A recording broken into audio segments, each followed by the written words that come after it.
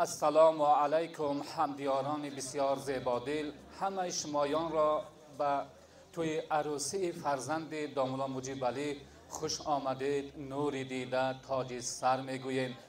به همه شما صحت و سلامتی، عمری بردوام و در آینده روزگار و حیاتتان همه خوشی های زندگی را تمنا داریم. و در رفع این به عروس و داماد امروزه صحت و سلامتی، عمری بردوام و در حیات و زندگیشان از درگاه الهی موفقیت های نو به نو را تمنا داریم. بگذار که حیات اینها مثل آدم حتا و ماما حوا، مثل حیات تو زندگی حضرت یوسف و حضرت زلیخا، مثل زندگی حضرت محمد مصطفی صلی الله علیه آله و آله و سلم و حضرت خدیجه زهرا و مثل زندگی حضرت علی و فاطمه زهرا بگذرد. بگذار که حیاتشان فراوان و روزگارشان آباد و دلشان شاد باشد. عزیزان، امروز یک روز است که روز فراموش نشونده، همان روزی که عهد نکاح بستن دو دل داده هستند. بنابر همین در سر دسترخوان پرناز و نعمت دامولا که نشستیم، همه دست بالا برداشته این عروس و داماد نازنین را، این عروس و داماد خوشطالع را و این عروس و داماد نیک قدم را دعا گوییم که الها عمرشان زیاده و سرشان سربلند، دلشان شاد و خانهشان آباد باشد. همدیاران و مهمانان مهربان، آن ناز و نعمت هایی که برای شما اهل این خاندان گسترده اند به حضور دل و جان استعمال نموده از قرآن عظیم و شان، از حدیث های نبوی و از سخن های پرانگیز آنانی که در اینجا نشستند و بحر تبریکات و بحر نصیحت من و شما جمع آمدن گوش انداخته با خشوع دل و جان یعنی حلاوت میبریم و اطرافیان را خواهان آنیم که در وقت سخن گفتن، در وقت تبریکات کردن یعنی گوش اندازند، به سخنهای دنیوی دادن نشوند.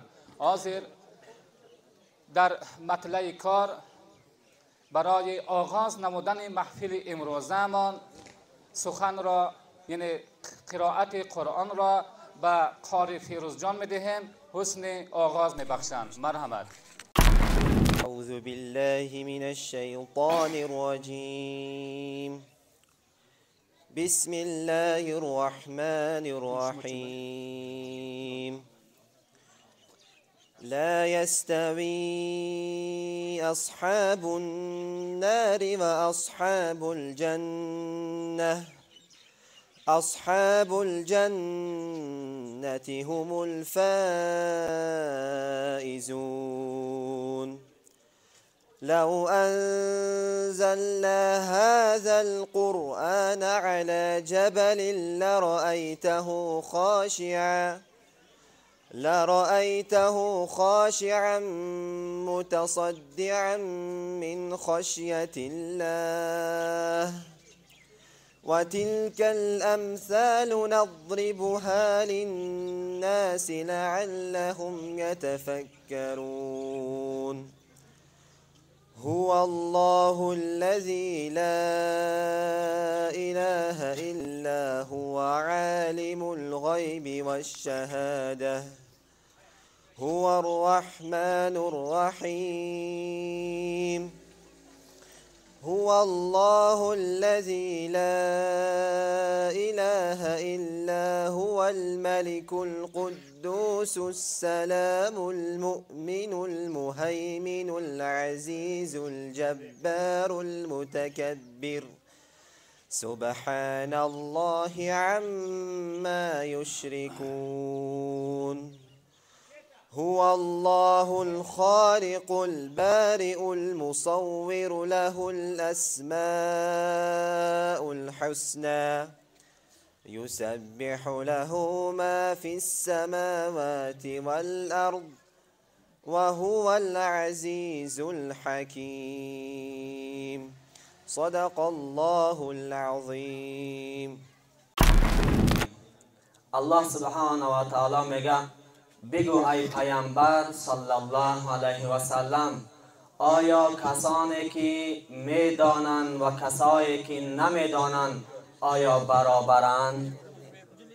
یعنی معنای این سخن الله سبحانه و تعالی این است که اهل علم و انسان‌های بی علم هرگز برابر نیستند، هرگز برابر شدن نمیتوانند. در همه حالت، در همه صورت باید که اهل علم جایگاه و مقام و مرتبه خودش داشته باشه. باید که در همه حالت و در همه صورت استادای کرام باید احترام کرده شوند. عزیزان، استاد چه خیلی که استادان در بالا ذکر کردن دارای بسیار بسیار فضیلت ها هست. استاد هر قدر که براش مهربانی و رحم و شفقت و احترام و بزرگواری کرده شود برای استاد کم است. هر کسی که علمای ربانی را، اساتید کرام بزرگواری میکنه، خدمت اونا را میکنه، انشاءالله در دنیا هم در آخرت هم سعادتمند و سربلند و از زمره محبان الله سبحانه و تعالی میگرده. و هر کسی که به احترامی و ناپسندی اساتید میکنه، با نسبت علمای کرام با نظر سبک نگاه میکنه، با اونها ناپسندانه معامله کنه و اونها را تحقیر و دشنام و در حرکت و سعی و کوشش آب و روی علمای کرام ریزوندن میباشه، الله سبحانه و تعالی در دنیا هم در آخرت هم خار و ذلیلش میگردونه. عزیزان دین، ما در بالای دو ضیافت قرار داریم، یکی ضیافت حقیقی، یکی ضیافت معنوی، ضیافت قرآنی، ضیافت اسلامی. باید که از این ضیافت ما هم حقیقتا تناول کنیم، غذا گیریم، هم معنا ما از آیتهای قرآنی، از احادیث رسول اکرم صلی الله علیه و سلم، از پند و موعظه های قرآنی برای بهبودی حیات، برای آباد کردن آخرت ما یک چیز، یک موعظه برای خود بگیریم.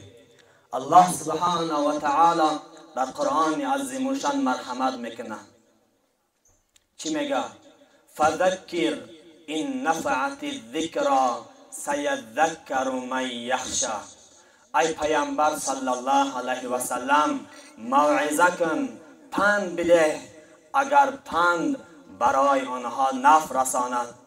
انسان هایی که دارای تقوا هستند، صاحب تقوا هستند، در قلب آنها خوف الله عز و جل است، آنها از پروردگار می ترسند، بزودی موعظه میگیرند، پند میگیرند. فذکر این نفعت الذکرى سیذکر من یخشی و یتجنبها الاشقی.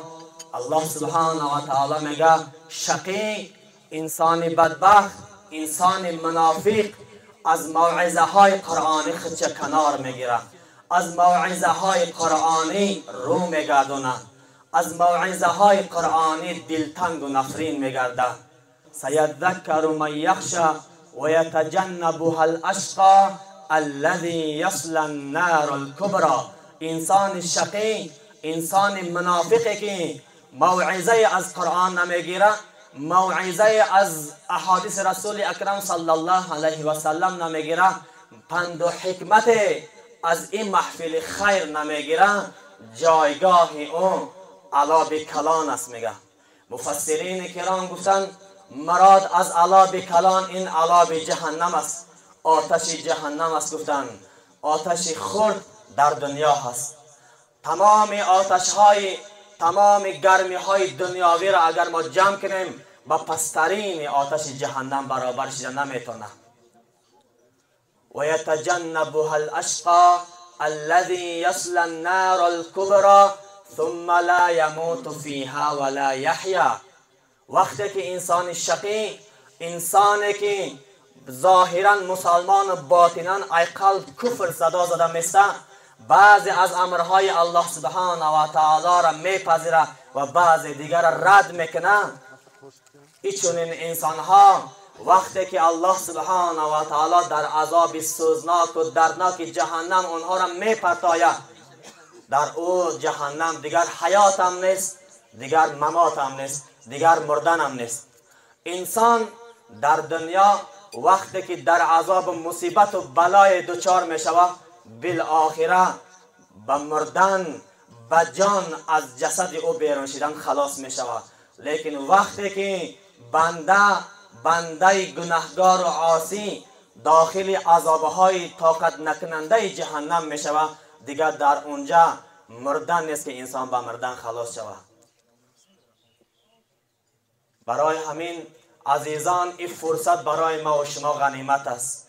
ما در اینجا جمع زدگی هستیم، کاش که الله سبحانه و تعالی یک قسمی کمک این منظره زیبا را برای ما و شما نشان میداد، برای ما و شما عیان میکرد. ما در بالای بسیار بسیار فضیلت ها هستیم. الله سبحانه و تعالی استاد عزیز در حرکت و سعی و کوشششون در خدمت های دینشون زیادتی عطا کنه. الله سبحانه و تعالی عمر استاد عزیز بردوام کنه. بسیار بسیار در این منطقه ما و شما، در این دیار عزیز ما و شما در دین اسلام خدمت های بسیار کردن.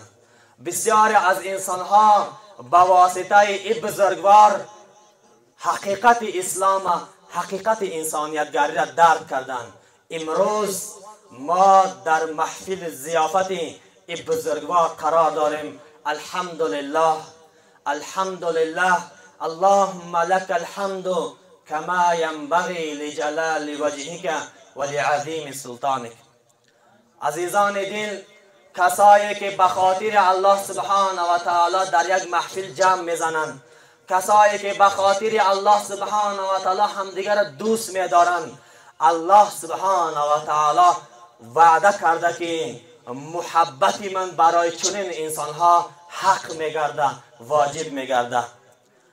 حدیث قدسی است، رسول اکرم صلی الله علیه و سلم میفرمایند قال الله عز وجل، الله عز وجل فرمود وجبت محبتی للمتحابین فیه، واجب شد محبت من، حق شد محبت من برای کسانی که برای رضای من در یک جا همدیگر دوست داشتند.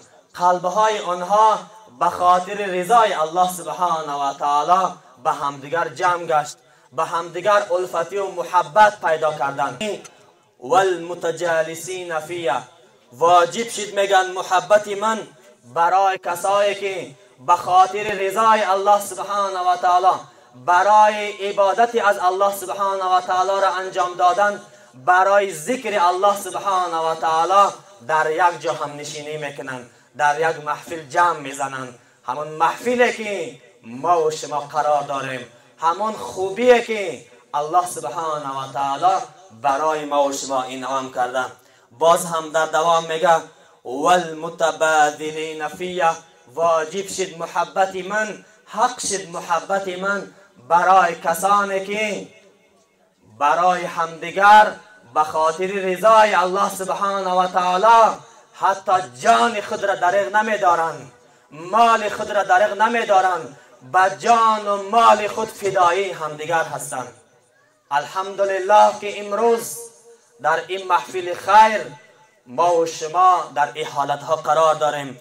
باز هم در دوام میگن والمتزاورین فیه، الله سبحانه و تعالی میفرماید واجب شد محبت من در حق کسایی که به خاطر رضایت من، یعنی به خاطر راضگی الله سبحانه و تعالی همدیگر زیارت میکنند، به خاطر صله رحم مستحکم کردن، رشته و خویش تباری و اقرباگی را محکم کردن، آنها زیارت همدیگر میکنند، به خانه همدیگر میروند، رفت و بیا را اونها جیپس میکنند، یا اینکه یکی از آنها در حالت بیماری و مریضی به بلای بیماری و مریضی مبتلا میگرده، به خاطر زیارت برادر مسلمان بیمار، به خاطر زیارت اپا و خواهر مسلمان بیمار می روند.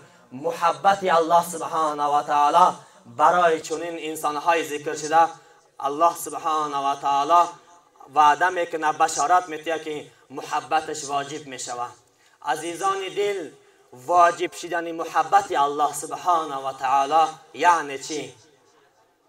محبت الله سبحانه و تعالی این است که عزیزان، بنده وقتی که محبت الله تعالی برای او موفق میگرده، عبادتهای او پذیرایی میشود، عبادتهای او را الله سبحانه و تعالی مقبول درگاه میکنه. طاعتاش، اعمال صالح، خیر و احسان، دیگر نمود طاعت و عبادات الله سبحانه و تعالی از او مقبول میکنه. و در دنیا هم در آخرت هم از این قسم انسان ها الله سبحانه و تعالی اظهار رازگی میکنه و این چنین انسان ها به فضل و کرم الله سبحانه و تعالی موفق میگردند. عزیزان، موفق گشتن به فضل و کرم الله سبحانه و تعالی یعنی چی؟ موفق گشتن به فضل و کرم الله سبحانه و تعالی یعنی بنده مستحق جنت شدنش. بنده نه به نمازش، نه به روزش، نه به حجش، نه به زکاتش، نه به دیگر اعمالش، نه به مدرسه ساختنش، نه به مسجد ساختنش، نه به مکتب ساختنش، به یگان عبادتش داخل جنت نمیگرده مگر به فضل و کرم الله سبحانه و تعالی. طاعت و عبادت های ما و شما، امر معروف و نهی از منکر ما و شما، نماز و روزه و حج و زکات ما و شما، مسجد و مدرسه ساختن و دیگر عبادات فریضه و واجبه و نافله ما و شما فقط واسطه هست برای به دست آوردن فضل و کرم الله سبحانه و تعالی.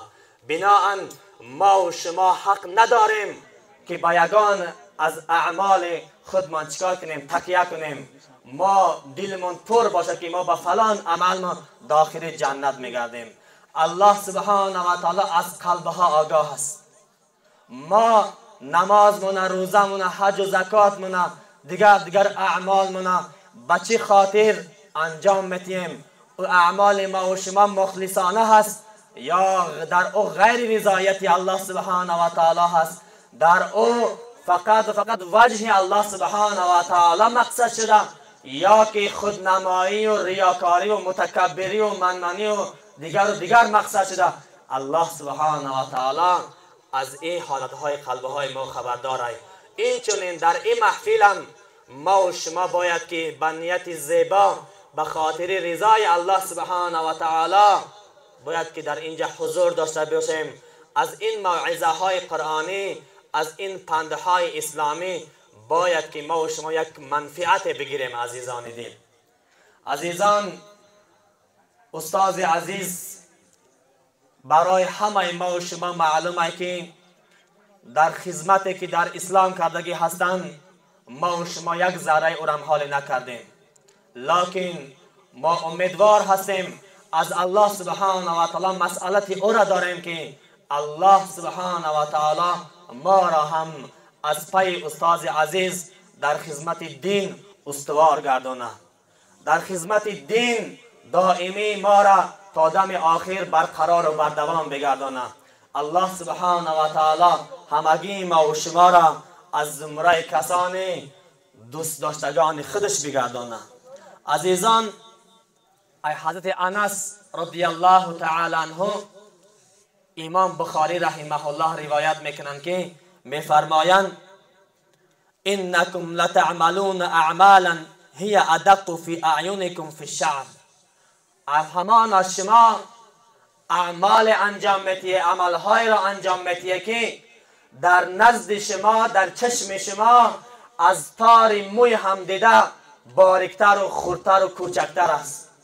یعنی شما بعضی عملهای زشت انجام میتیه، بعضی کارهای گناه هم مقصد ارالش میشوه که در چشم شما سبک است، شما او را یک چیزی سبک میپنداره، شما او را یک چیزی ناچیز، یک چیزی عادی حساب میکنه، یا که شما عمل را مثلا انجام میتیه که او عمل چی هست؟ در چشم شما عمل خوب است، لیکن در حقیقت او عمل خوب نیست. در حقیقت الله سبحانه و تعالی و جناب پیامبر صلی الله علیه و سلم از او عمل منع کرده. کنا نعدها على عهد رسول الله صلی الله علیه و سلم من الموبقات، ای مهلکات. گفتند ما همه اعمالی که شما با چشم سبک نگاه میکنه، شما با پسندی و با به اعتباری عمل انجام میدید، در زمان جناب رسول اکرم صلی الله علیه و سلم ما این اعمال یکی از عملهای انسان به هلاکت میبردگی ها، دنیا و آخرت خراب میکردگی از عملها حساب میکردیم. میگن عزیزان دل، امروز گناه و معصیت، امروز خطاکاری و دیگر در بین ما و شما در اوج برآمده. برای ما و شما بسیاری از گناه ها یک عمل سبک شده ماندگی است. دیروز با یک برادر در یک محفل نشسته بودیم، یک گپ زیبا گفتند که در زمانهای ما، خیلی ما کلانسال هستند، باباهای و بیویهای ما با یک سخن اوبال تلخی ما و شما را میکفاندند. گفتند با یک سخن اوبال، ای بچه جان این را نکه که اوبال ای میگفتند، دیگه ما دل مدت تخته پشتمون میچسبید. امروز انسانهای مسلمان، شخصیت مسلمان کارهای را انجام داده ایستاده است که انسان به کفر میبره، کارهای را انجام داده ایستاده است که انسان دنیاش هم آخرتش هم خراب میکنه. لیکن خرسنده که من کار خوب انجام داده ایستادم، خرسنده خوشحاله که من در راه درست و طغری هستم. نعوذ بالله من ذلك. الله سبحانه و تعالی قلبهای ما و شما را با هدایت قرآن عظیم و شان، که قرآن عظیم و شان هدایت و راهنما هست برای انسانهای مسلمان، از تاریکی های نادانی و گمراهی و جهالت و ضلالت به سوی روشنایی های حقیقت و معرفت. عزیزان، صحبت طولانی نمیکنیم، اینجا بزرگا هستن، انشاءالله صحبت ادامه میتین. عزیزان دل، یک چیز گفتنی هستم که باید که خیلی که در بالا ذکر شد، انسانهای مسلمان متحد باشند. انسانهای مسلمان موافق صفتی که رسول اکرم صلی الله علیه و سلم به مؤمنین میکنند که مؤمنها اینها اعضاهای در یک جسد هستند. ما هم باید که به مانند اعضاهای در یک جسد جمع زده باشیم. هر یک خوشحالی و خرسندی و فرح یک برادر مسلمان ما و شما خرسندی و فرح ما و شما باشه. هر یک مصیبت و بلایی که در سر برادر ما و شما می آید، باید که مصیبت ما و شما قبولش کنیم عزیزان. نه اینکه در سر یک برادر یک مصیبت و بلا بیاید ما خرسندی کنیم و خوب باشید گویم و هاکذا.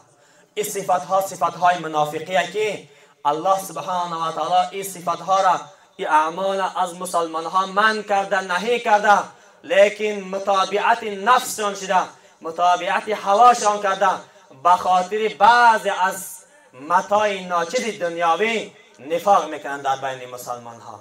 الله سبحانه و تعالی میفرماید یا ایها الذین آمنوا لما تقولون ما لا تفعلون. ای کسانی که ایمانی به الله سبحانه و تعالی آوردید، برای چی شما سخن میکنه او چیزهایی را که عمل نمیکنه؟ چیزی که خودتو در عمل نداره، خودتو انسانها را ای غیبت من میکنه، ای تهمت من میکنه، ای بهتان من میکنه، از آبروی مردم مسلمان ریزوندن و اونها را شرمنده کردن من میکنه، در حق علمای کرام سخنهای زشت گفتن. الله سبحانه و تعالی با این انسانها جنگ اعلان کرده که این را به مردم میرسونه. چرا خطا این کار را انجام میتیه؟ کبرت مقتا عند الله ان تقولوا ما لا تفعلون. بزرگ شد نفرت و غضب الله سبحانه و تعالی در بالای شما. به چه خاطر؟ به خاطر که شما او سخنهایی که میگه خطا عمل نمیکنه. شما به سخنهای قرآنی، به سخنهای سنت رسول اکرم صلی الله علیه و سلم برای مردم در اطراف خود جمع کردن، برای مردم فریب کردن سخنهای قرآنی میگه، لیکن در حقیقت از قلب خودتان کفر صدا زده میسته. در رد کردن و در نپذیرفتن بعضی از امرهای الله سبحانه و تعالی. الله سبحانه و تعالی همه ما و شما را مؤمن حقانی بگردانه. الله سبحانه و تعالی زبان ما و شما را با قلبهامو یک جا بگردانه. بزرگان میگن دل جدا زبان جدا باشد کجا طاعت خدا باشد. وقتی که ما ای خدا میترسیم گویم، مسلمان هستم گویم، نماز حق ای گویم، غیبت حرام ای گویم، تهمت حرام ای گویم، لیکن در او عمل نباشه، دل ما و شما او را تصدیق نکنه، و کجای او مسلمانگری ای؟ از کجا الله سبحانه و تعالی طاعت و عبادت های ما و شما را قبول گردونه؟ رحمت دل به این دنیا مبند، دنیا ندارد اعتبار. وقت یاب و رو پسر بر طاعت پروردگار. تو اگر شاه و گدایی هرچی باشی بنده ای، یک دم غافل مباش ای بنده از روزی شمار. نامی نه که تو در جهان میماند، این همه مال جهان بر دیگران میماند. تو بسد مهر و بنرمی پدرت را بینواز، مهر فرزند ز پشت پدران میماند. بید مجنون ز این هم یک عمر سرخم بوده است، مال دنیا داشتن سرخوری آدم بوده است. حاضر برای ترانه خواندن نوبت را به قاری نور محمد میدیم. مرحمت. أعوذ بالله من الشيطان الرجيم. بسم الله الرحمن الرحيم. اللهم صل على محمد وعلى آل محمد كما صليت على إبراهيم وعلى آل إبراهيم إنك حميد مجيد. اللهم بارك على محمد وعلى آل محمد كما باركت على إبراهيم وعلى آل إبراهيم إنك حميد مجيد. يا رسول الله از همه کس بهترینی، یا رسول الله رحمتا للعالمین، یا رسول الله تو شفیع المذنبین، یا رسول الله نام تو را شنیدم، وصف تو را بدیدم، در همه خلق جهان مثال تو ندیدم. نام تو را شنیدم، وصف تو را بدیدم، در همه خلق جهان مثال تو ندیدم. یا رسول الله از همه کس بهترینی، یا رسول الله رحمتا للعالمین، یا رسول الله تو شفیع المذنبین، یا رسول الله شای رسولان تویی، محبوب سبحان تویی، خادم تو جبریل، صاحب قرآن تویی، شای رسولان تویی، محبوب سبحان تویی، خادم تو جبریل، صاحب قرآن تویی. یا رسول الله از همه کس بهترینی، یا رسول الله رحمتا للعالمین، یا رسول الله تو شفیع المذنبین، یا رسول الله از تو زی نوری خدا منبع جود و صفا، رهنمای انس و جین و طاعت کبریا. از تو زی نوری خدا منبع جود و سخا، رهنمای اینس و جین به طاعت کبریا یا رسول الله از همه کس بهترینی یا رسول الله رحمت للعالمین یا رسول الله تو شفیع المذنبین یا رسول الله زی شانی والای تو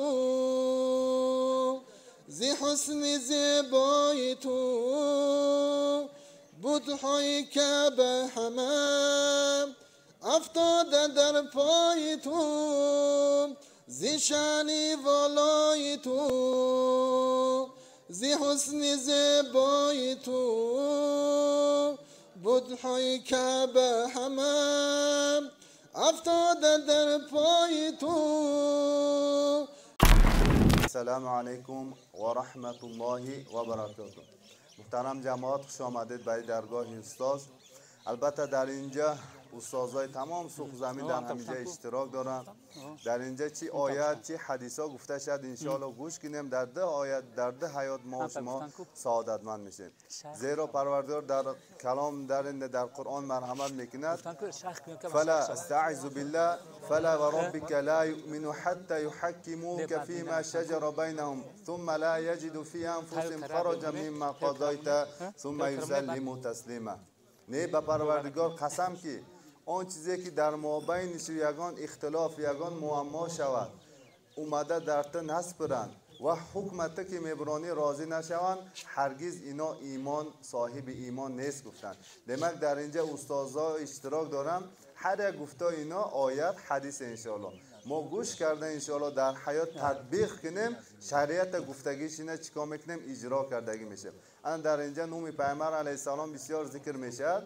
در همین باب صلی الله علیه و سلم گفتند در یک مجلسی که بسیار تکراری سخن پیامبر علیه السلام یعنی نام پیامبر علیه السلام ذکر میشه، یک مرتبه صلی الله علیه و سلم گفتند واجبه.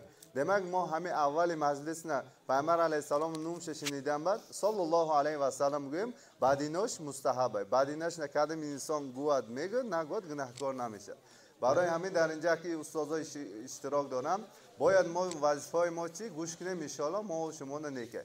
بسم الله الرحمن الرحیم. ما و شما درباره کمتر سلام دادن سوال کردن در همین باره کمتر صحبت میکنیم.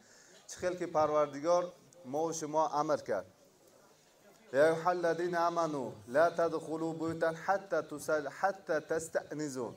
ای ایمان آوردگی ما و شما پروردگار خطاب دارد. ای ایمان آوردگی یگان خانه ندارد حتی ایزن پرسید. حتی تسلموا بعد ایزن پرسیدن سلام تید گفته.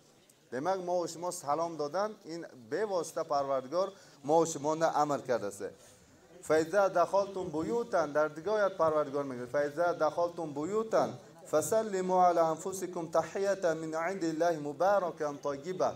اگر وقتا که به خانه داخل میشد به خانه میدارد برای خودتون از نزد الله پاک مبارک بدگی سلام کردی چیکار کنید السلام علیکم گفته داخل شد. دمک سلام دادن این سلام یک خودش نام الله سلام گفتگیش تینجی خاطر جمعی سلامتی بر شما باد گفتگی یک معناش کمتر. دمک ما سلام دادن ما و شما ده این حکمت دارن. پیامبر علیه السلام در حدیث مرحمت میکنه قال نبی صلی الله علیه و سلم ان فی الجنه بیت یرا ظاهرها من بطون و من بطونها ظهر. قیل یا رسول الله لمن حی؟ قال لمن اطعم الطعام و افشى السلام و صلى باللیل و الناس نیاما. البته در جنت یک قصر است گفتن، یک قصر از بیرونش درونش از زیباییش نگاه کنید نگاه کرده میشد. از درون که داخل میشه بیرونهاش هم میبینی. اصحاب در حیرت موندن یا رسول الله این برای کیست؟ برای کدام انسانه؟ کدام انسانه که گشنه ها طعام تید؟ کدام انسانه که انسان ها سلام تید و شبها خسته نماز خوند؟ برای همو خیلی انسانه. دمک سه تا خصلت آدم های مسکین ها فقیر ها طعام دادن ما عادت کنیم، سلام دادن عادت کنیم و شبها نمازهای تهجد کم کم خسته عبادت کنیم. انا این بهترین که پیامبر علیه السلام وصف کردن همون جنت نه ما و شما پروردگار نصیب میکنه. اینا برای کی کدام انسانی که عمل کنه. ان شاء الله ما پروردگار اینجا حاضر کرده. الحمدلله یک نعمت الله که ما و شما با همین خیر خاطر جمعی بتینجی بخرسنده همین خیلی امر و معروفات سخنهای پروردگار شنیده هستیم شکرانه کنیم ان شاء الله. بعد این خیلی عادتایی که پیامبر علیه السلام گفتن خدام عادت کنیم.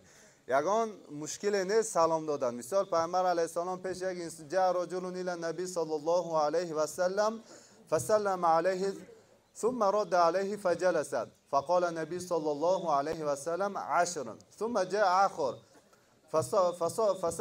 فسلم عليك السلام عليكم ورحمة الله فقال النبي صلى الله عليه وسلم فرد عليه فقال 20 ثم جاء آخر فسلم على النبي السلام عليكم ورحمة الله وبركاته فرد عليه ثم جلس فقال النبي صلى الله عليه وسلم 30.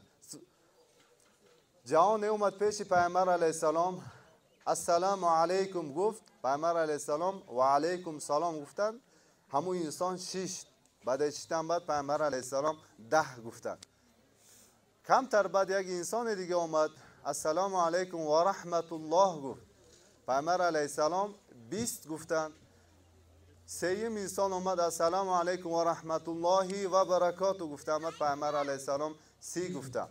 اصحاب که مشتاق عمل صالح بدن مشتاق پیامبر علیه السلام یک سخن نیک شو بدن یا رسول الله این چی بود که یکم انسان 10 20 30 گفتن. بعد همون انسانی که سلام کوتاه کرد برای وی 10 تا حسنات شد. همون انسانی که بسیار و رحمت الله خطی کرد 20. همون انسانی که مکمل سلام داد برای این خیلی انسان 30 گفتن. برای همین ما و شما هم سلام دادنده السلام علیکم و رحمت الله و برکاته طول گفتن گیریم.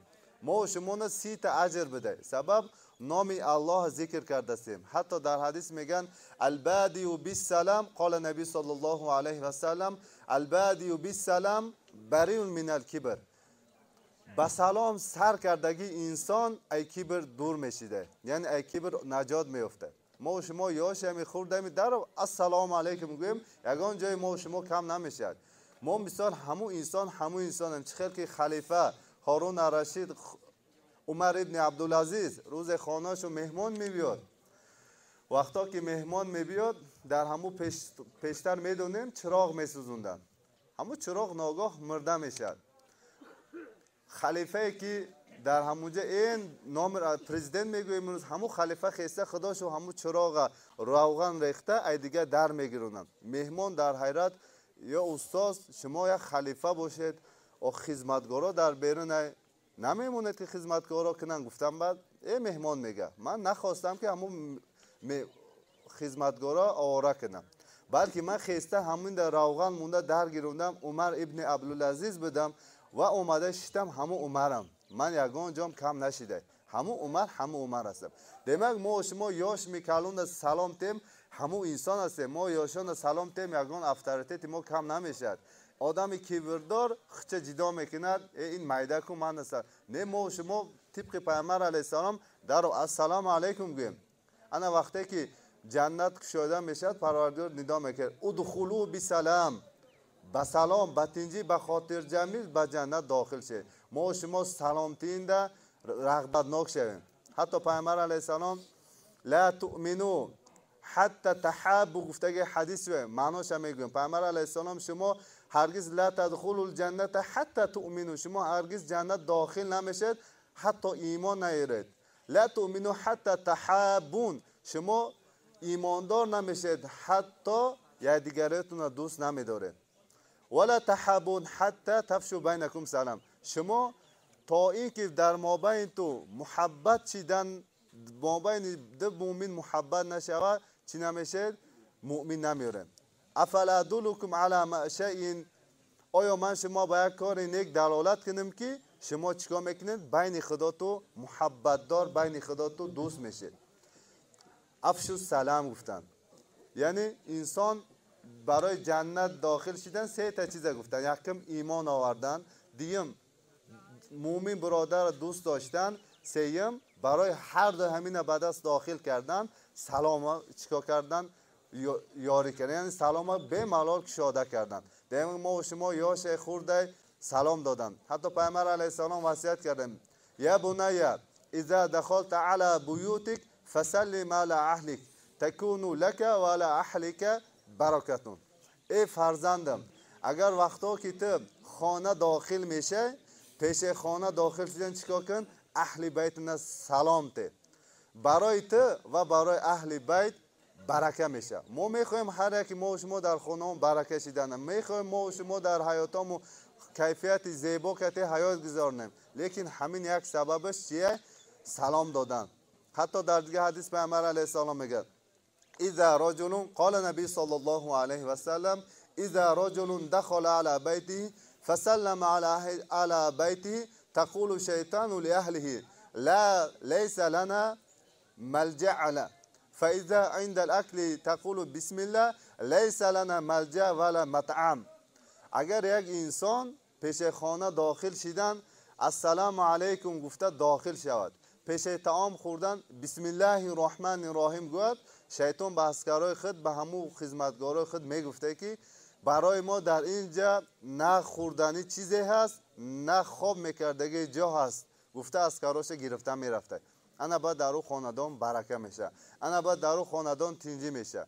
demak ما و شما خواهیم که در خانه برکه تنجی شود، چیکار کنیم؟ سلام یاری تیم. به ملال برای فرزندای خردم باشه سلام تیم. حتی هیچ کی نباشه در خانه ما و شما هم سلام دادن گیریم. فرشته های حتی یک انسان یکا باشد السلام علیکم نگو گفتن پیامبر علیه السلام، بلکه السلام علیکم السلام علیک گفتگیش برای یک انسان، برای تو سلام.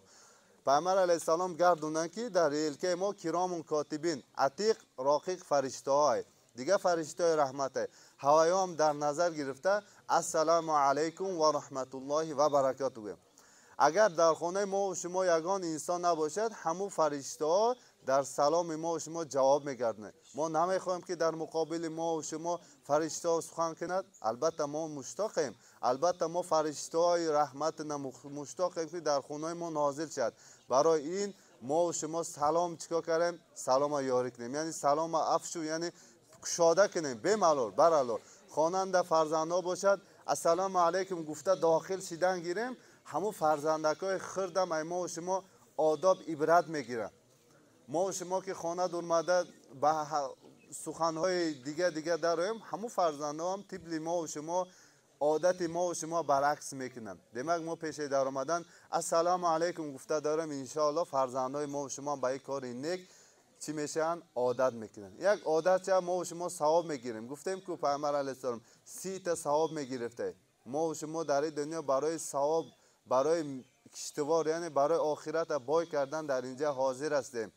ولنبلونکم بشیء من الجوع و نقص من الاموال و الثمرات لعلکم تشکرون. ما و شما بسیار سنا میکنیم، به نعمت نقصانش، به پرش، به هر حال سنا میکنیم. لعلکم تشکرون، شاید شما شکر کنید. ما و شما شکرانه گذار شویم در مقابلش به سلام، یعنی به هر حال سنا شدن، بعد سنا داد در مقابل سنا الحمدلله گفته گردیم. ان شاء الله پروردگار مقصدش موافق میشه. در اینجا گفتیم استادا حاضر دارن، نوبت به استادا میتیم، ان شاء الله گوش کنیم. ما و شما منفعت دارد. مرحمت. السلام ای دوستان بهتر ز جان خوش آمدید، بر دیار نامدار هوشیاریان خوش آمدید. از گل و سه برگه پایاندازها گسترده ایم، خیر مقدم با نسیم نوبهاران خوش آمدید. حاضر سخن تبریکی را به عضو ژورنالیستان جمهوری ازبکستان و جمهوری تاجیکستان به اکه میرسرار میدهیم. مرحمت. به نام خدایی که جان آفرید، برای حرف گفتن زبان آفرید.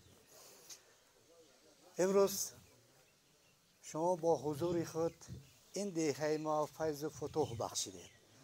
امروز علمای دین، پیشوایان دین به این دیهه ما تشریف آوردید. قدم شما بالای دیده های ما. امروز در خانه برادر ما دام الله موجب الله بسیار یک تنتنه خوب حکمران است و این تنتنه به مناسبت توی عروسی فرزندشان برپا شده است و انا همین جوانی که امروز به اصطلاح هوشیاری های ما سرش دوتا می شود، خداوند از بخت و سعادت همیشه سرشار باشد. پروردگار به اونا باز فرزندای صالح دهد و باز هم ما با حضور خود باز هم به این خانه آمده صاحب خانه ها مبارکباد گویم. امروز من فکر میکنم که تا آخر این بزم چند حرف های خوب گفته می شود که برای باز هم به رشته آداب کشیدن، برای باز هم تربیت یافتن این جوانانی که در اطراف هستند خیلی هم مساعدت خواهد کرد. من راست گپ از دیروز باز از وقتی که پیش از عید به این دیهم تشریف آوردم آمدم، از جمال شما من خداوند سزاوار کرد. من به خداوند شکر میکنم، چون که ما در تاشکند شهر خودم است، اما من خدا اونجا همیشه بیگانه حس میکنم. باور میکنید هر وقت که در نماز جمعه اونجا نماز جمعه میخوانیم بسیاری ها با همدیگر سلام علیک میکنن، من قسمت زیادی وقت تنها میمانم. انا همین چیز من وادار میکند که من بیشتر باز به همین وطنه خودم بیایم و این جمال شما دیده از این جمال شما بهره‌ور شوم، باز با نیروی تازه باز برمیگردم به کار و مشغولیت خود. امروز من ببینید از شب باز در تلواسه عام بودیم که از بالا باران می شود و اینجا باز مردم به چه حال افکنده می شوند، اما همه دعا کردیم انشاءالله دعای ما رو خداوند مستجاب کرد تا این بزمی که اینجا برپا شده است در منامیخ یک فضای بسیار خوب و گوارا برگزار شود. من بار دیگر به دامولا مجیب الله و اهل خانواده آن کس و آن جوانی که امروز ازدواج کرده است و این خانه پر از نور و تراوت دیگر هم می شود صمیمانه تبریک و مبارکباد می گویم. خداوند از عمرش اینها رو بیشتر بهره‌ور کند. اگر عمر باشد انشاءالله رزق هم البته خداوند باز با وی همراه می کند. همه شما به این دیه من خصوصا مهمانای عزیز ما خوش آمدید. نور دیده تاج سر از حضور شما ما بسیار خدا بختیار است میکنیم. تشکر همه شما هم عزیزان به این درگاه موجب الله دامولا خوش آمدید. تشکر، سلامت باشید.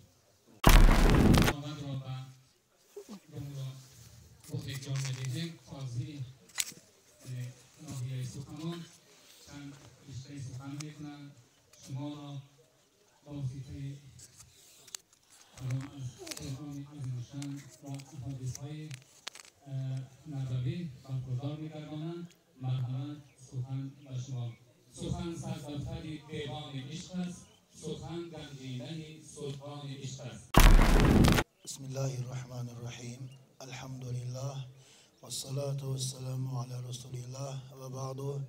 السلام علیکم و رحمت الله و برکاته. همدیران محترم، در این منزلنده باعث جمع شدن ما احیا گرداندن یک سنت رسول خدا. یک قصه واریم در دور پیغمبر خدا ده یک صحابی آمده سحر و پیغمبر خدا خرسندانه ای رسول خدا خرسند شوید، من نائل دار شدم.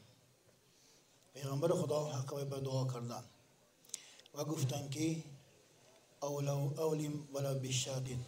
دوری پیغمبر خدا ده آمدگی از پیغمبر خدا دعای خیر گفتن با آمدگی آن صحابه و یک تا گوسفند کشته باشد هم تو ولیمه کن گفتن، یعنی خاندار شدگی تا عائله دار شدگی تا اعلان کرده بون گفتن. عادتا عرب ها و یک تا گوسفند کشته ولیمه یک احسان کردن اقام مشکل کار نبود. چوپان آدم 100 200 500 گوسفندار انسان با یک تا گوسفند کشته قربانی کرده احسان کردن آن درجه مشکل نبود.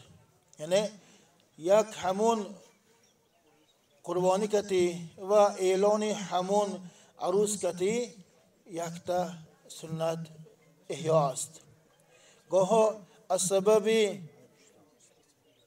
هوای نفس ما داده شدن ما، از سبب دنیای بسیار غمش خودن ما عروس هایی که در رسول خدا ده با یک تا گوسفند کشی صادر می شدگی ما هزارها زیاده کرده خدا ما و جمعیت به مشقت آورساییم.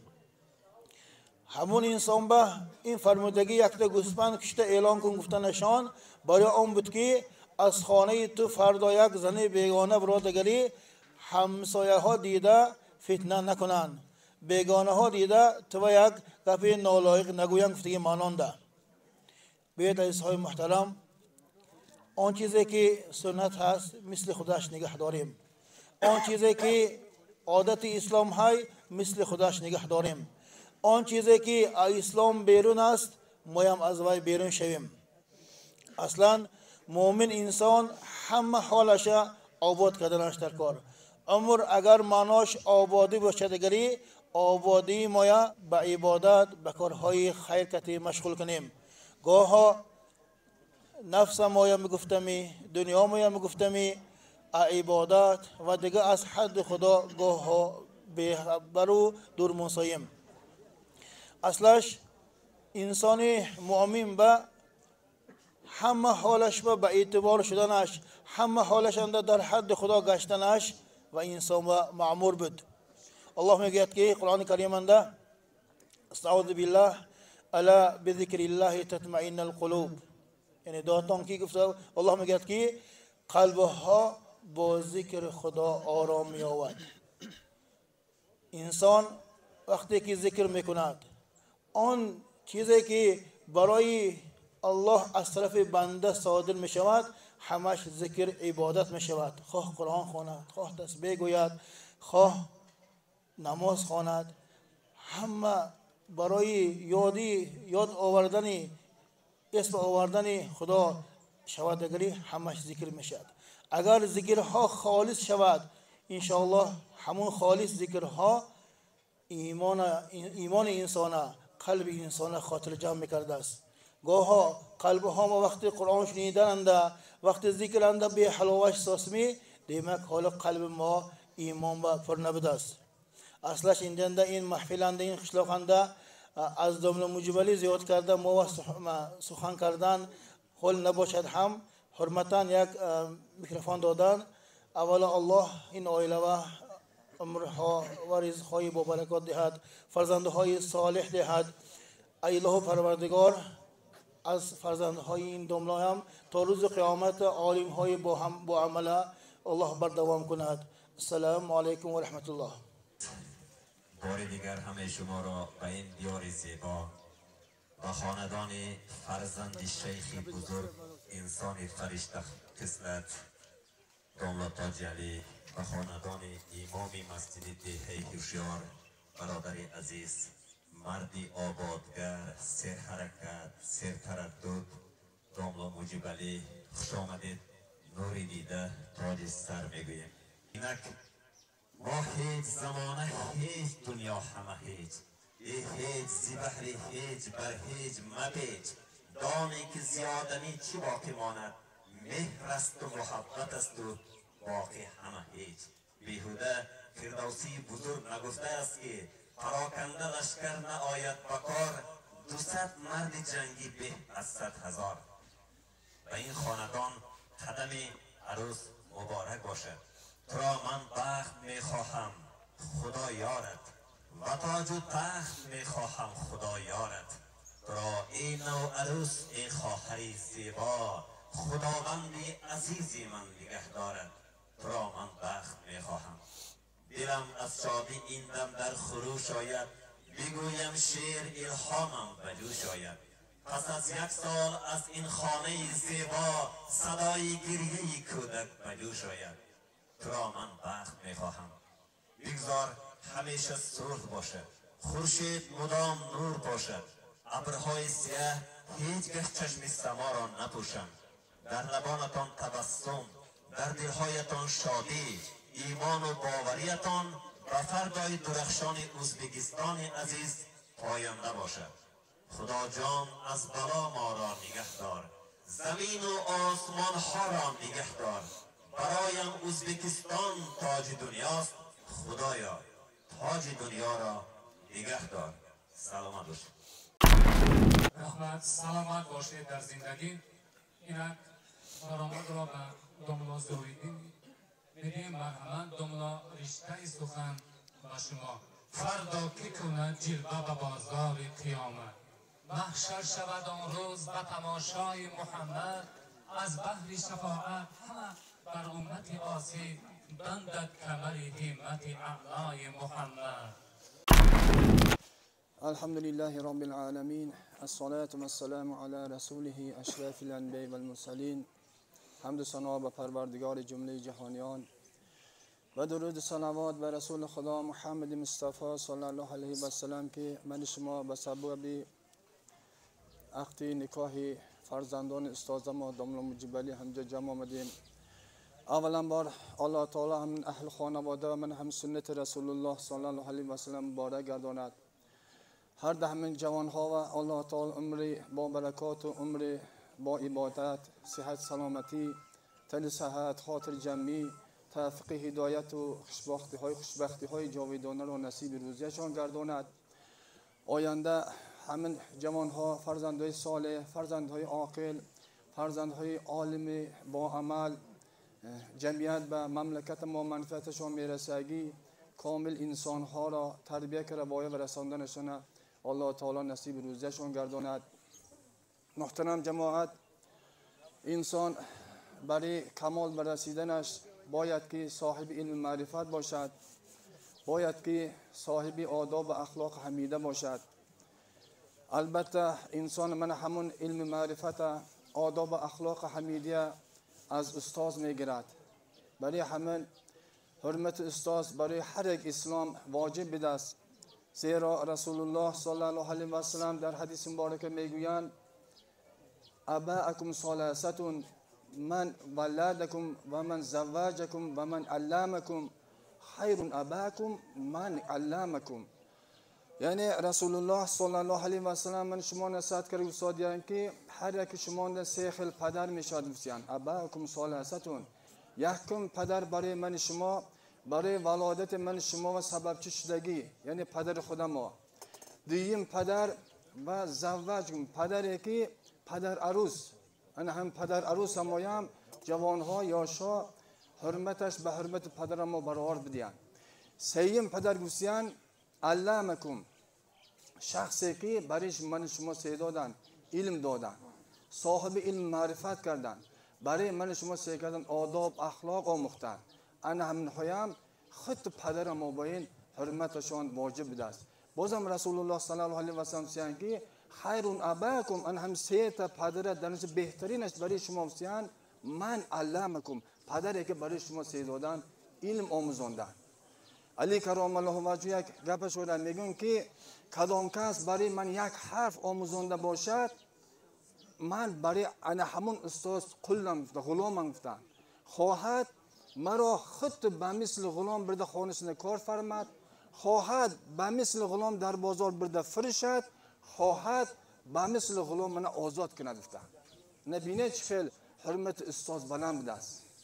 برای همه هر یک من شما در استادم های، برای انا همین استادم دایم حرمتش جاش مونده گشتن ما واجب است. انوشیروان عادل میدانم هوایا یک روز فرزندشون به نیت آینده صاحب آداب و اخلاق حمیده کردن، صاحب علم معرفت کردن. یک استاد دعوت گرفتن که استاد تقصیر من همین گودکم من شما میسپرم، من شما الله تعالی میسپرم، باید که من همین فرزند من به مکمل آداب اخلاق حمیده آموزانید، حرمت پدر مادر، حرمت استاد را آموزانید. گفته همین عهد پیمان کرده داده فرستانده. مقدار معین گذاشتن، بس انوشیروان عادل یک روز نوکراشون گذاشته برسودن، همه وقتی گذشتنشون از همون نزدیکی حولی استاد گذشتم تور آمدمون نوکراشون گفتن که بیاید، گفتن همون خانه استاد بداریم یک تقصیر بینیم، استاد بینیم، چخیل ممکنه کم بودی کم چلیکشون باشه دیگری یک یاردم دادم میگذاریم. گفتن در آمدن که فرزند انوشیروان عادل پادشاه راست استاده سیکر سادیان آب کتی آب ریخته سادیان استادشان طهارت کرد سادیان، یعنی پای شسته سادیان. همیننده انوشیروان عادل تماشا کردن گفتن که من گفتم فرزند من گفتن راست استاده آب ریخته ساده است لیکن استاد شسته پای شسته ساده است.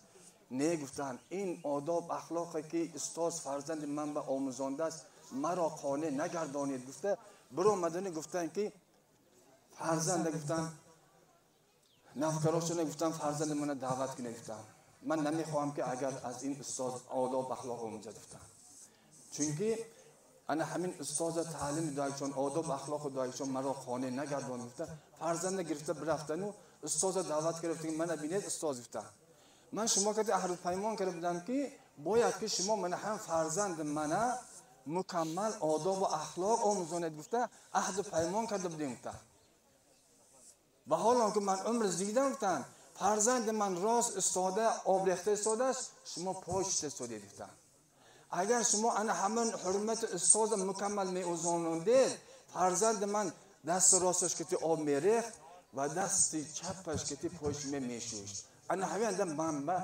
حالانگی آداب اخلاق آموخته شما من خانه نگردانید. گفته از به بردم گرفته بودن. من اینم حرمت محترم جماعت محترم یاشا جوان ها ما همه ها مانده استاد ما های برای همین انسان برای همین کمال برستن است آینده در این دنیا هم در آخرت هم صاحب سعادتمند شدن است و انا همین دعای استاد خیلی ضرور بوده است. من دیروز یک درباره منم حرمت استاد یک یادداشتی یک شیخ یک تدبیرکاری عربستان خوانده برآمدم. یک سلیمان ابن عبدالعزیز گفته یک شیخ بودن تدبیرکاری کلام بودن در 96 بود رامین حاضر حیات بودن نشست همون یادداشتشون همه خیلی یک اثرشون زانی واقع نفسیه. یک وقتا جدی هم خشاق بودن کم بغل بودن مکتب میخوندن مکتبی هم مکتب خوانده گشته ایشونده استادشون هم طلبه ها گفته است که طلبه ها شاگردا امروز دم میگیریم امروز سیاحت میبریم رفته زیافت میکنید لیکن برای سیاحت برفتن برای دم گرفتن برای زیافت خوردن سی در کار مبلغ در کار هم هاتون وظیفه از خانهاتون رفته یک ریالی پول گرفته بیایتون افتیان. هر بچه ها رفتن خانهاشون رفتن حالانگی سلیمان ابن عبدالعزیز خانهشون مامده پدر مادرشون جدی هم قشاق بودن کم بغل بودن. پدر جان من یک ریال پول میدادید استاد ما تعیین کردن ما امروز سیاحت میبرامدیم دم میگرفتیم زیافت میخوردیم میرم میکنیم بس پدر و مادر این بچه ما پول ما نیستن. اگه بچه یاش طلب کردن گرفتن پدرشون خود نیست بچه من سیکنم تیان نیست. هر بچه جدی هم غمگین مایوس شده برآمده رفته است. حالانگی استادم زیرک بودن در آمده رفتن الله که طلبه ها همه‌شون پول داده شدن لیکن انا همون عبدالعزیز ابن سلیمان پولشون نبست برابر دام رفتن استاد البته شخص پولدار و پول بی پول جدا کردن جدی هم آسان دیدن که حالانگی این عبدالسلیمان بی پول در آمد در رفتن من این بچه اینجا بیا پول تو من در کار نه برای همون طلبه شاگرد از وضعیت برآوردن اینا بینا حیله کار که برآمده که با من تو یک سوال میتونم میدونم همون سوال خودش جواب میتونه سوال میتونم اگر همون سوال من جواب توی پول در کار نه ما اینجا یک ریال مکافات تعیین کردیم کدام کس همون سوال من جواب کرد همون یک ریال میتونم هر بچه دعوت کرد اینجا بیافته چنانده یک سوال دادیم و این بچه طرف سوال جواب دادم من شده کنم پول در کار نه انا یک ریال افتاد حالا یک ریال خوش کردم موندگی پول بچه بابا حالا اینکه بچه سلیمان ابن عبدالعزیز همین خیلی خرسان شدن همین خیلی خرسان همون وضعیت برام شد من میگم قطار بچه ها قطار دوستان سیاحت میرفتم زیافت میخوردم دم میگرفتم هر برامده برفتن هر مکتب تام کردن میانند انچه وقت گذشت اینا تدبیرکار دیدم کلان شده برفتن سال میانند من 40 سال 50 سال گذشتم یک روز همین واقع ایشون بوده است یک جا نمیخواد مشورت نشته دست در تپه از حق و استاسا گپ رفتم است همون واقعی استادشون اسلام است سانی گفتن که من واجب بودن همون استاد یافته باید که باید راضی کنم همون یک ریال برده دادنم در کار گفته رفته استاد که رفته یافتیم باید خشن اسلام میبیندونید عربستان رفته گو میدون اونجا در اساسی مهاجرهای این هم مهاجر بیان از امیگران میگیم و هم یک مهاجرها از فلسطین آمده همینجا کار کرده برآمده و هو یک از جانب حکومت امتیاز نه یک مبلغ نمیدید دیدم حالشون خراب است یک کلبه خانه یک پس شکل زندگی میکردیم رفته گفتن که دیدن که حالشون خراب گاب نزده استاد با گاب نزد گشته برآمده اومدن آمده یک خانه خریدن از جای ناز حاضر زبان حاضر کردیم کاتج خریده تیار کرده سانی تلفن کردن استاد با استاد یک بوم میخوردیم ناز میشد من یک سابق شاگرد شما یک ناز میشه که واخوریم گفتم بس هر واخوردیان سلام استاد من شناختید نه من نشناسیم اگر ایستون باشد از این 40 سال مقدم شما من به تربیت کردید من به درس دادگی یک واقعش نگذشته بود من به شما یک ریال پول دادم دی من هم یک ریال آوردم میباید که شما راضی کنم گفتم بس این هم استاد حیران شد نخواد گفتن از برای یک ریال همه قرار دور تای کار آمدید همه قواره شدید لازم نبود گفتم بس نه اینا گرید من باید شما راضی کنم داده انا که گفتن بیاد من شما یک سیر میکنم ماشین شما سنونده حالانگی خانه تای آورده من ببینید انا همه خانه دیسید انا خانه کلیدش من برای شما همه شرایط شما هیو در آمده به ملال زندگی کردن میگرید همه خیلی خرسان شدن استاد همه خیلی استاد شدن حتی گیرسیه ثانی هولنگی سلیمان هولنگی اینو گفته که من بیلیفتن انا همون خرساندی شما میدونستین همون گودگی من وقتی که شما من یک رو دادم دید وای خرساندی من از خرساندی شما بلند نزدید شما هم من به خرسان شگی نیفتید وقتی که شما من به یک رو دادم دید همین خیلی خرسان شدم که شما من به خرسان شگی نیفتید برای همه بازم نسبت من شما حقتون بسیار گفتید محترم جماعت ما میگیم که اینم انا همون رسول الله صلی الله علیه و سلم خیر اباکم من علمکم تی گپشون به اساس دلالت میکرد استادم حرمت کردن استادم راز رضاگاهشون گرفته استادم دعاشون گرفته گردم مگر ان شاء الله در این دنیا در آخرت هم سعادتمند میشم الله تعالی گپ بسیار نکنم چون اینجا دیگر استادان هم استاد دیگر دونها هم من همین استادم همشون اگر گذشته برفتگی باشن آخرتشون آباد کند جاهاشون جنت کند در حیات باقی استادان همشون تن صحت خاطر جمع خانواده رو نصیب روزی گردوند همشون هم نسل تربیت نسل نمرسند الله تعالی خودش بخوا مددگار باشد الله تعالی بخوا کچه قوت کرد السلام علیکم و رحمت الله و برکاته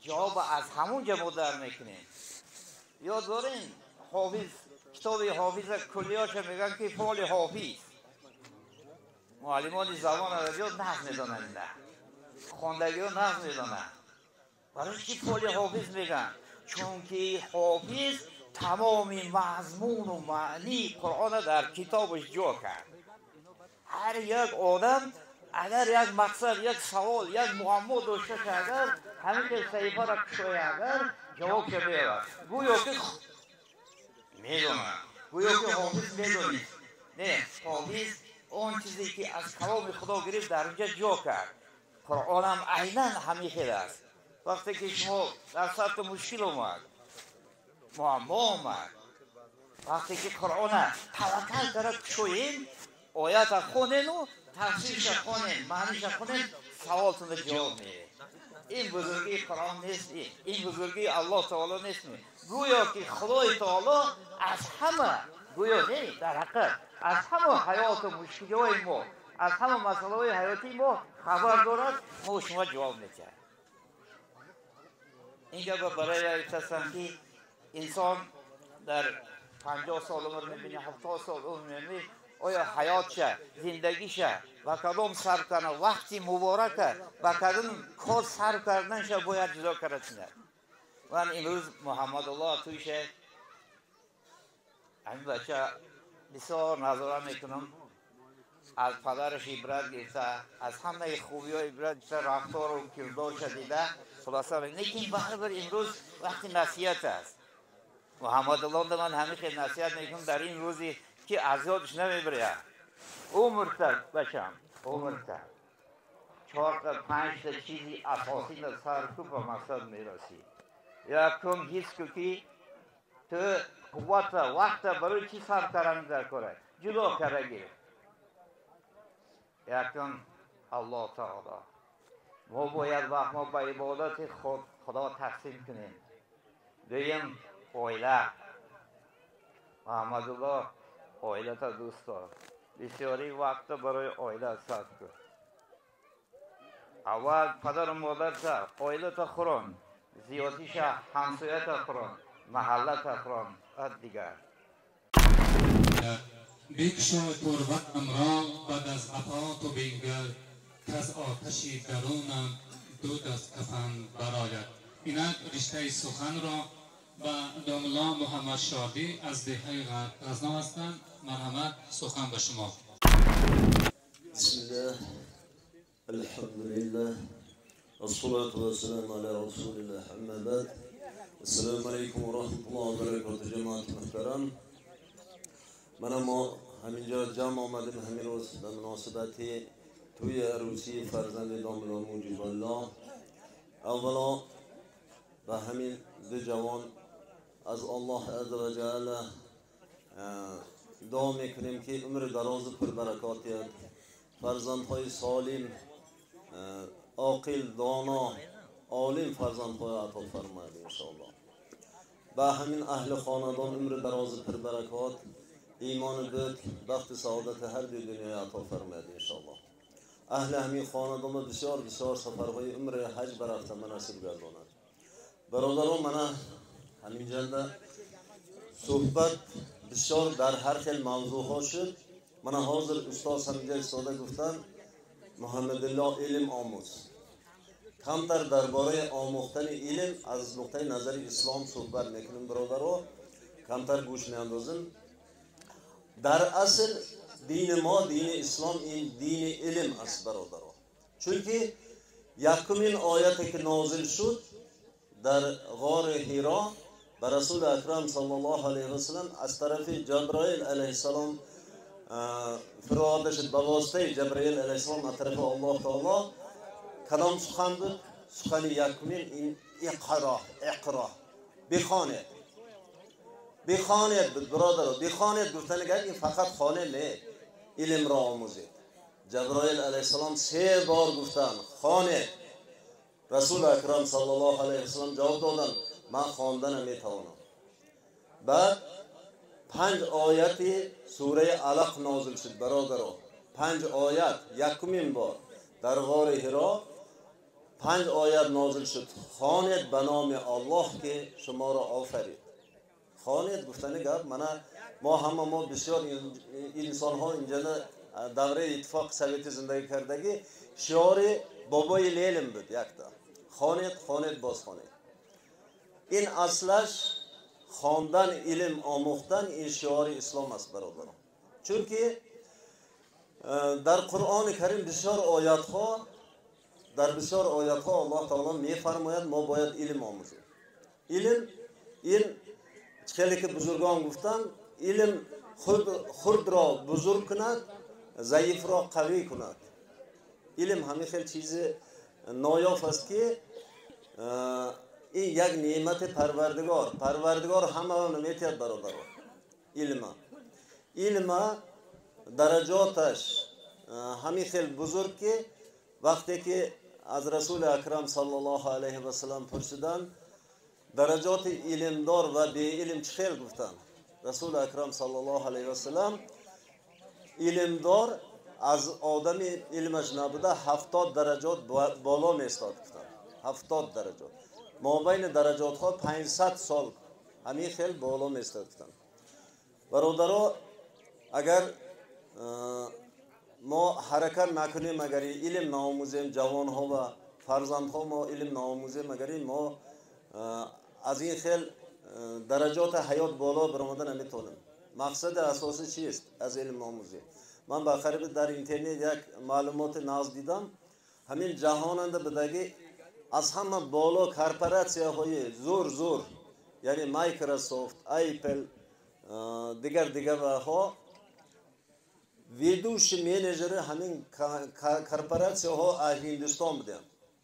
هندوستان برادرو هندوستان اهلش علم با همین خیلی داده شدن که جهاننده بدگی همون این بالا استحصالات های حاضر زمانه میبردگی کامپیوتر ها و تکنولوژی آیتی تکنولوژی یا منیجرهای از همه پیش قدمش از هندوستان بودن برادرو.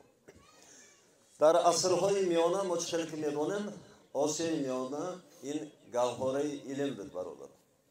گوهره علم اجدادهای ما مثلا گویم امام بخاری، امام ترمذی، حضرت ابو علی بن سینا، حضرت نوایی، مثلا حضرت بیرونی، همه این انسان ها در تاریخ البته ایز خداشون مانندگی ایز خداشون اسلام در جزیره عرب پیدا شده باشد درجه بالا و رسیده رفت در آسیای میانه برادر درجه بالا بیشتر. سبب اساسی همون وقت ها مردم علم به داده شده بودن.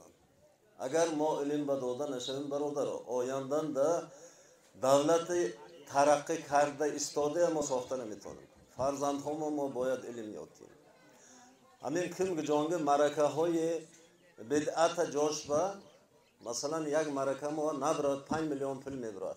همون 5 میلیون با ما اگر فرزند ما گوید که پدرم من به یک کتاب بدست همون فلان جانده 500,000 یا که 400,000 بدست همه گرفته تید گود ما میگیم بچم بیست ما اول یک مرکه ما کرده گیریم بعد کتاب گرفته میتیم. این خیلی نشده نشده برادر. ما اگر خواهیم که دولت ما ازبکستان مستقل دولت ما اگر بالا برداشته شود ما باید فرزندها ما علم کنیم برادران. چون علم رسول اکرم صلی الله علیه و سلم حدیث هاشون بسیار درباره علم گفتم. قرآن آیات های بسیارش آمده برای علم آموختن. رسول اکرم صلی الله علیه و سلم ما و گفتم دیگه حدیث هاشون آمدگی علم ترغیباتش مثلا گفته شده است که علم در خطای باشد هم رفته آموز از گهواره تا قبره علم آموز. علم آموختن برای هر یک مسلمان و مسلمه این فرض است. 40 فرض اسلامی یکتش آموختن علم برادر. رسول اکرم صلی الله علیه و سلم همون یکمین حدیث گفته ما علم اگر در خطای باشد هم رفته آموز گفتنی همین کتی رسول اکرم صلی الله علیه و سلم اینجا علم دنیاوی و علم آخرت نه علم اسلامی نه علم دنیاوی و فرمودن برادر. چون که اون وقت خطای انده اسلام نبودگی. حاضر اکن من اویغور افتنام ولایتش باشد اگر مسلمان ها اون وقت هنده اسلام این طرف آمدگی نبود. رسول اکرم ترغیب کردن که ما باید علم را حتی از خطای آموزیم. اونجا علم دنیاوی بود برادر.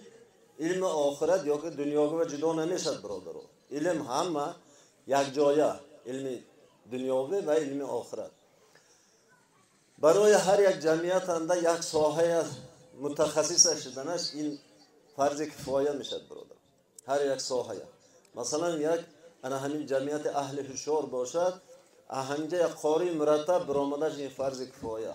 یک خیرورگ زور برآمدنش فرض کفایه برادر. یک من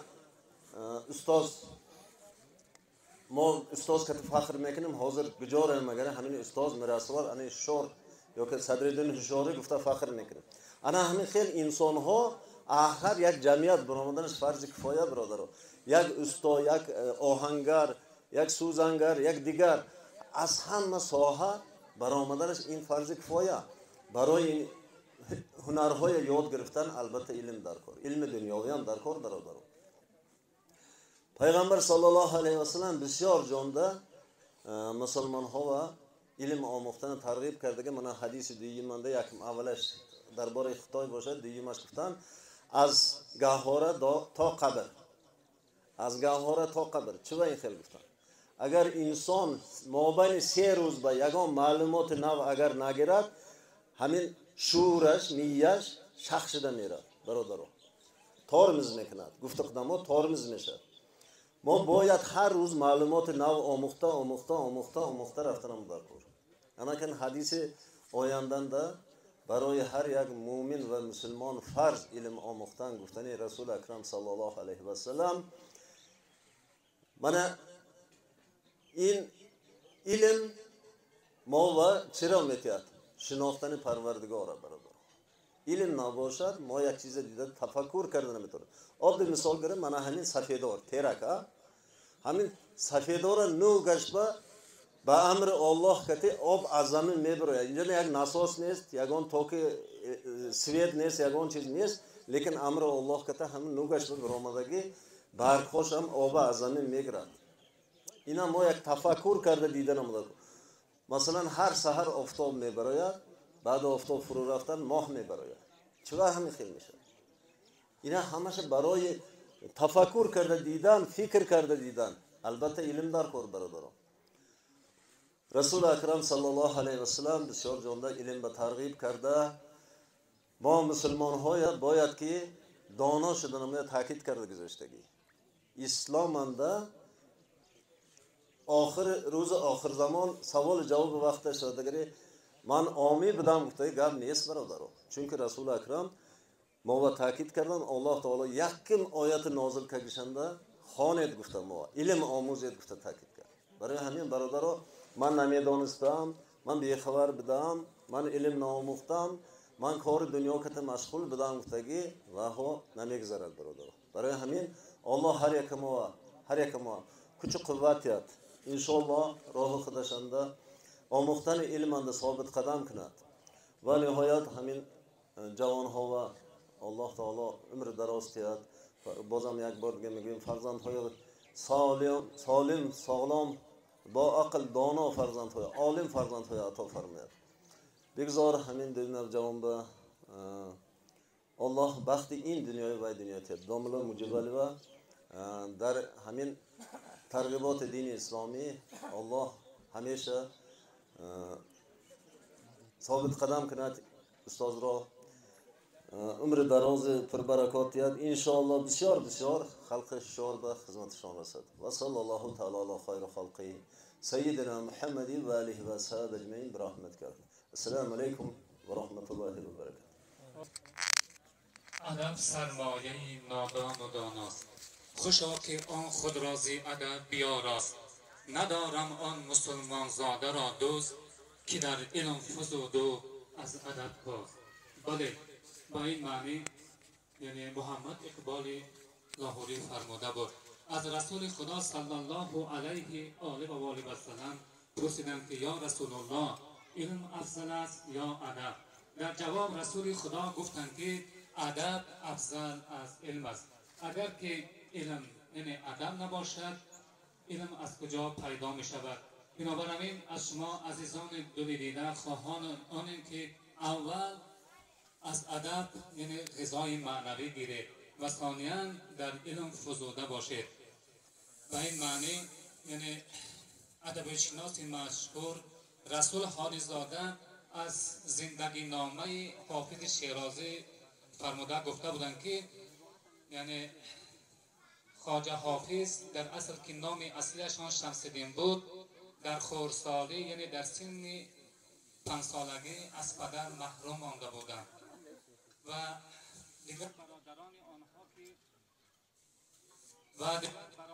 آنها که با سبب زندگی از خانه بیرون رفتن برای زندگی کردن خود شمس‌الدین با یک مادر در خانه ماندند کودک خردسال برای مادر یعنی اشکمشان را سیر کردن پوشانیدن یعنی خوراندن و برای خود خیلی زحمت میکشیدند آخر الامر با تقاضای دور و زمان و امر الهی در دست یک نانوایچی و صفت همچنین کارگر کار کردند و ثانیاً که آن نانوایچی یک شخص خداترس علمجو بود مثل برده در وقت درست سیدین خردسال در مدرسه خوانده صاحب علم و معرفت گردیدند و در مدت کوتاه کل قرآن کریم را از خود کرده با 14 پهلو میخواندگی شدند و در بین مردم آوازه گردید که شمس الدین قرآن را حفظ کرده است. از کلمه یعنی حافظ برآمد و معلوم و مشهور عالمیان گردید. اینک برای من حسن توجه و مهمان عزیز خود خواهی می‌دهیم، یعنی با تلاوت قرآن و این بزم ما حسن توجه می‌بخشند و در آخر و عروس نازنین و داماد نیکنام همه شب خوشی‌های زندگی را تمنا داریم. بگذار 100 ساله‌های دیگر زنده و سلامت باشد. از خزائن غیب خداوند مهربان به این دو دلداده باغ محبت فرزندان صالح و صالحه نصیب و روزی بگرداند و به سر اینها پدر و مادر عزیزشان سلامت و سربلند باشد. همیشه به مثل پدر عزیزشان دامالله مجیب الله در ره علم و فضیلت این دیار و این کشور عزیز ما خدمت‌های شایسته از دل و جان نمایند و پدر مرحومشان که دامالله تاجی علی یکی از فرزندان فرزانه این دیار زیبای ما بودند، آبرومندترین، بهترین و در علم و معنویت زیباترین زیباها بودند. همین فرزند دامالله مجیب الله هم یکی از بهترین ها شده به کمال رسند و باز برای این خلق و کشور و مردم اسلام دوست خدمت‌های شایان از دل و جان نمایند. منامت حاضر برای یعنی باز تکرار میکنیم حسن خاتمه بخشیدن و قاری میدهیم با واسطه تلاوت قرآن حسن توجه میبخشند.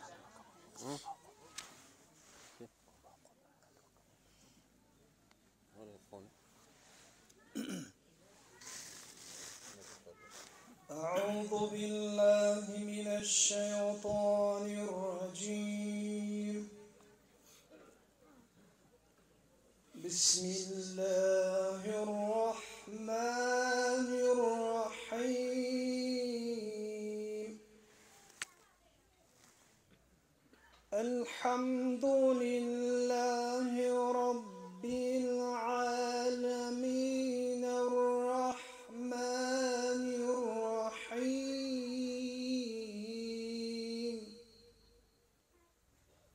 مالك يوم الدين إياك نعبد وإياك نستعين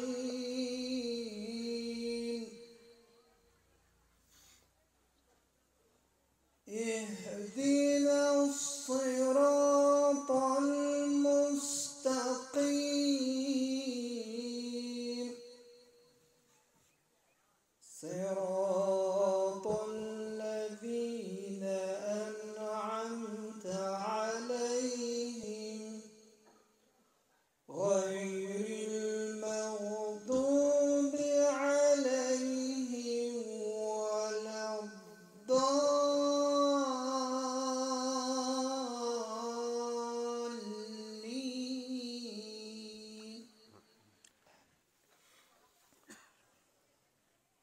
بسم الله الرحمن الرحيم. ألف لام ميم.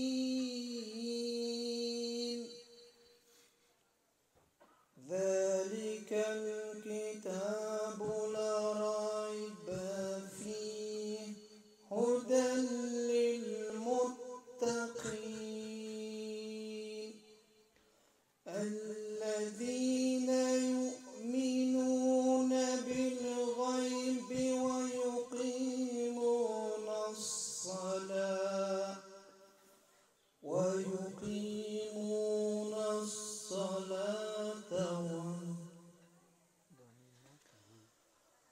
الذين يؤمنون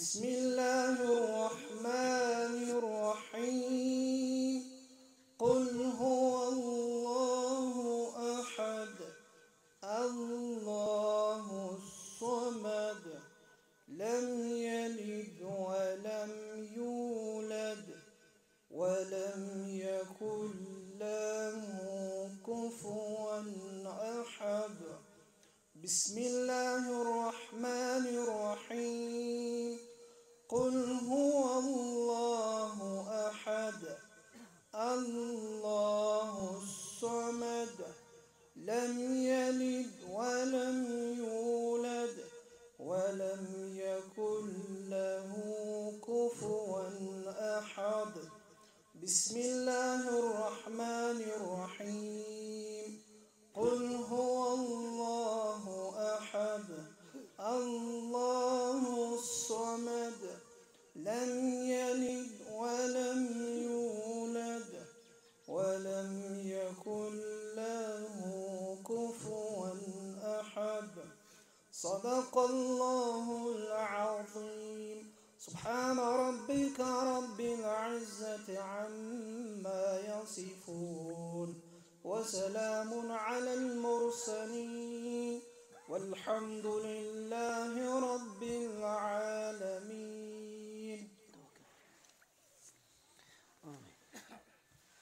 الهاني صواب ثمره اهمی تلاوت قرآن حاصل شده را از همین ناز نعمت ها حاصل شده را اولا بار بخشیده کردم برای خاک جناب سرور هر دی عالم حضرت محمد مصطفی صلی الله علیه و سلم با اهل بیتشان برای خاک جمیع پیغمبران شهریاران صحابیان تابعینا بعد تابعینا عزیزان اولیاها دوستان الله تعالی پیران شریعت پیران طریقت پیر استادها بی کسان غریبان غرباهان شهیدان اهمین منزل اهمین فشار قشلاق از همین خاندان داملا مجیب الله از اهل آیلشان امیدوار بگه جمعی روحای ارباهای امیدوارا از همین جنده آمین گفته صدق برادر هم دست برداشته صدق برادر هم امیدوار بگه جمعی روحای ارباهای امیدوار ببخشیده کردیم گذاشتگان رحمتش بگیرد شایسته جنت کند آخرتشون آباد کند ماندگاه ها عمر دراز کند رزق فراخ کند صحت سلامتی بردوام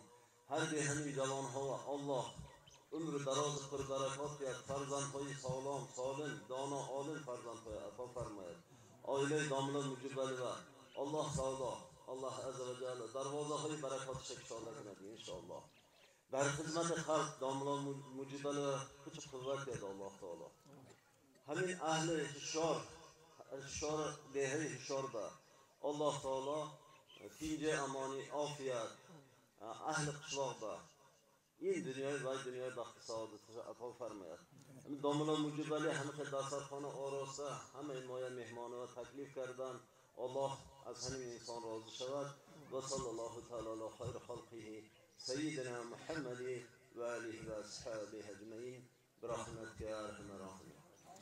تشکر زیاد همه استادان مهمانان و میزبانان را خوش آمدید گفته بودیم در انجام این محفل خوش روید و منزلتان گویان امیدواریم بگذار همه شما سلامت و سربلند در زندگی باشید همیشه در یاد خدا و رسول خدا باشید برای قطع همتان تشکر میگوییم بار دیگر خوش آمدید مهمانان عزیز و دلی دیدن شومده ها شومده شومده اکنون خدا باشید شومده کام نشه ما خدمت نکنیم ان شاء الله شومده شومده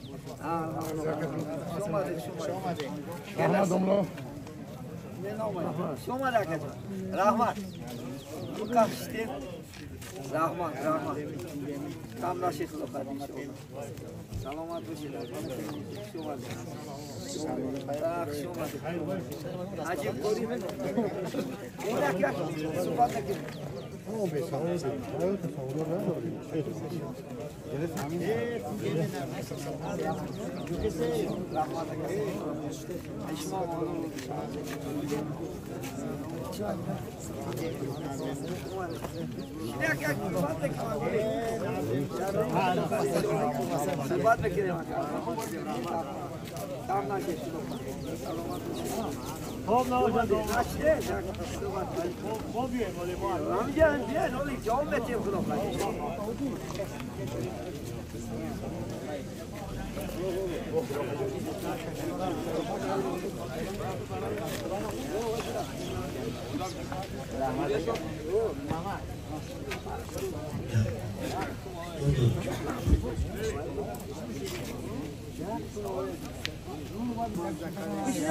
Davam edeyim onu. Aktif saçı. Ne şartman devam edeyim onu.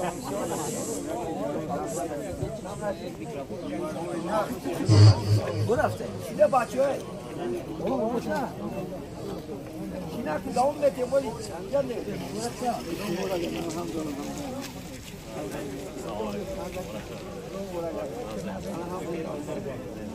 Ya bakalım. Jak gide musun? Paroda bana ki suyu donan mı? Geldi. Bir. Ben hoca. Ya gavna. Ders terbiyevi şu. Nafsu. مردم بسیار بهره‌مند بودند مردمی ما که تو اینجا بود من از همه اهل علما اینجا آوردم برای ما بسیار برای جوانان ما درس تربیه گرفتن خداوند از همه اینا راضی بود سخت سنج سلامت باشید قرآن رحمان بودشی الله مهمان من گفتم چه جوری